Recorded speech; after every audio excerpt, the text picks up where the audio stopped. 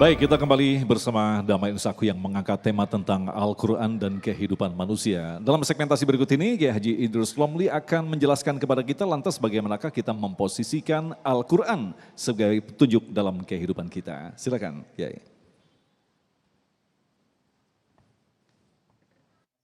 Assalamualaikum warahmatullahi wabarakatuh.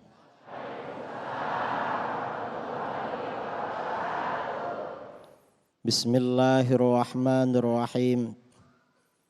Alhamdulillahi rabbil alamin. Lahul hamdu wa lahul fadlu wa lahus thana'ul hasan. Ashhadu an la ilaha illallah wahdahu la syarikalah. Wa ashhadu anna sayyidana Muhammadan abduhu wa rasuluh.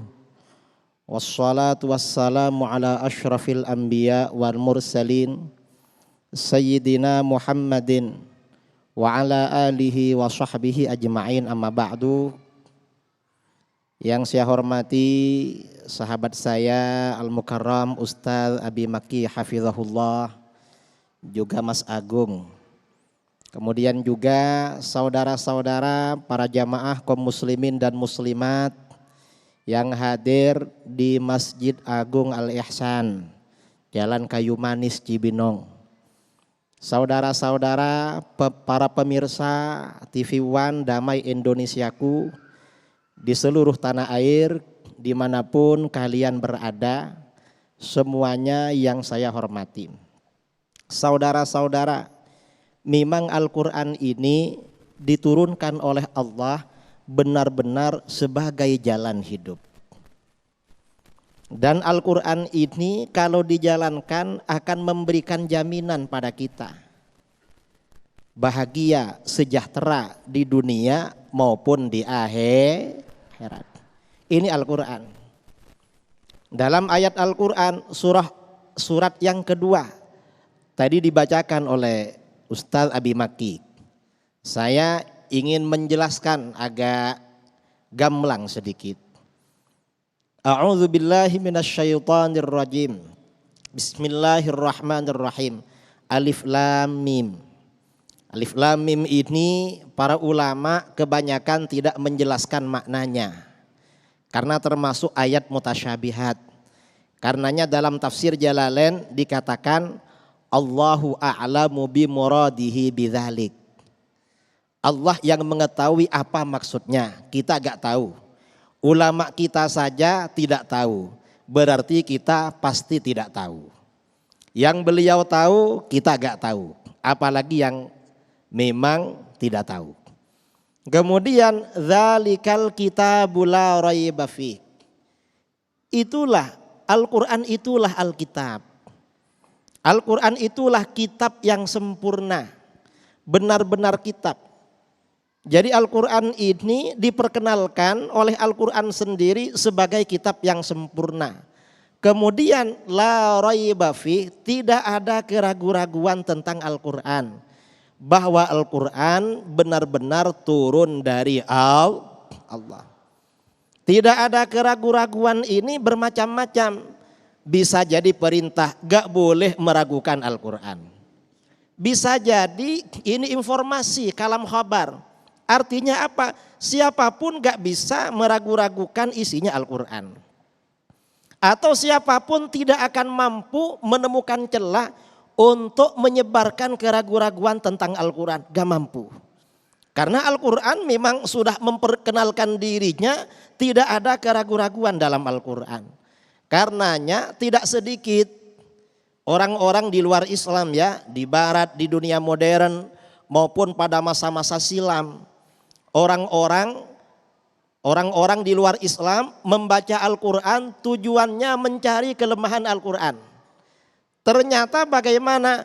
Akhirnya orang ini sebenarnya yang banyak kelemahannya. Setelah membaca Al-Quran mencari-cari kelemahannya, orang ini justru masuk Islam. Mengapa? Al-Quran memang gak bisa diragu-ragukan, gak bisa. Mencari hal-hal yang meragukan tentang Al-Quran juga gak bisa. Ini tentang Al-Quran. Kemudian fungsinya apa Al-Quran? Hudal lil muttaqin. Fungsi utamanya Al-Quran ini petunjuk bagi orang yang bertakwa. Sebenarnya kata para ulama di dalam kitab-kitab tafsir, misalnya Imam Al-Biqai dalam tafsirnya Nazmud Durar, atau Imam An-Nasafi dalam tafsirnya, dan ulama-ulama yang lain. Sebenarnya di dalam kalimat ini mengandung lafadz atau kalimat yang dibuang. Artinya apa? Al-Quran ini menjadi petunjuk bagi seluruh manusia. Baik orang-orang yang bertakwa, yaitu orang-orang yang beriman, maupun orang-orang yang tidak bertakwa. Orang yang bertakwa mengamalkan Al-Quran agar bertahan dalam ketakwaannya. Jalan hidupnya sesuai dengan manhaj Qur'ani. Adapun orang yang tidak bertakwa, orang-orang yang tidak beriman dengan Al-Quran ini, Al-Quran mengajak mereka untuk bertakwa, menjadi orang yang beriman pada Al-Quran. Cuman karena orang yang bertakwa ini yang mengambil pelajaran, yang menjalankan pesan-pesan Al-Quran, maka orang yang bertakwa yang disebutkan di sini, hudal lil muttaqin. Al-Quran petunjuk bagi orang-orang yang bertakwa. Al-Quran jalan hidup bagi orang-orang yang bertakwa. Al-Quran senantiasa menyinari kehidupan bagi orang-orang yang bertakwa. Orang yang bertakwa disebutkan. Mengapa ini pujian bagi orang-orang yang bertakwa? Berarti orang-orang yang bertakwa jalan hidupnya sesuai dengan ajaran Al-Quran. Ini Al-Quran saudara, salah satu fungsi Al-Quran bagi kehidupan. Dan sebenarnya Al-Quran ini bukan hanya fungsi bagi kehidupan seorang yang bertakwa dalam urusan agama. Untuk keperluan-keperluan sehari-hari, ternyata Al-Quran juga bisa menjadi petunjuk. Karenanya para ulama di dalam kitab-kitab Ulumul Quran, misalnya kitab Imam Az-Zarkashi dalam kitabnya Al-Burhan fi Ulumil Quran, atau Imam As-Suyuti dalam Al-Itqan fi Ulumil Quran, ada bab khusus tentang khawasul Quran, khasiat-khasiat Al-Quran. Artinya apa? Di dalam Al-Quran itu ada surat-surat, ada ayat-ayat yang bisa digunakan untuk mengatasi persoalan.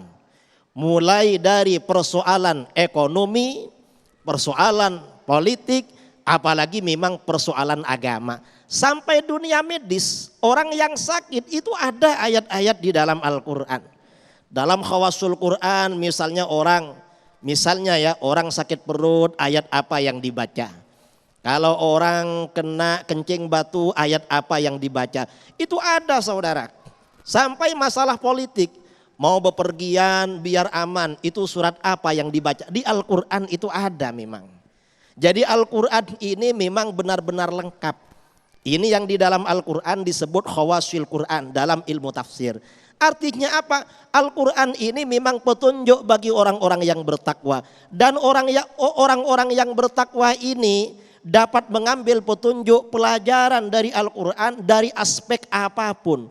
Untuk kepentingan akhirat, kepentingan dunia, atau untuk kepentingan apa saja. Itu di dalam Al-Quran itu ada. Karena Al-Quran memang disebutkan dzalikal kitab, benar-benar kitab yang sempurna. Saya kira ini yang perlu kita sampaikan. Nanti selanjutnya insya Allah di dalam sesi tanya jawab. Wallahu a'lam bissawab. Assalamualaikum warahmatullahi wabarakatuh. Waalaikumsalam warahmatullahi wabarakatuh. Terima kasih Kiai. Itulah dari pemirsa yang dirahmati Allah, sebuah bukti nyata bahwa Allah ketika menurunkan manusia di muka bumi, Allah tidak membiarkan kita terombang-ambing hanya berlandaskan, bersandar pada akal kita, tetapi Allah justru memberikan petunjuk agar kita selamat. Insya Allah tema ini akan kita elaborasi dalam segmentasi tanya jawab. Untuk itu kita persiapkan dulu pertanyaan pertama yang akan disampaikan oleh Bapak Cecep. Silakan. Assalamualaikum warahmatullahi wabarakatuh. Waalaikumsalam. Yai, nama saya Cecep Sofyan.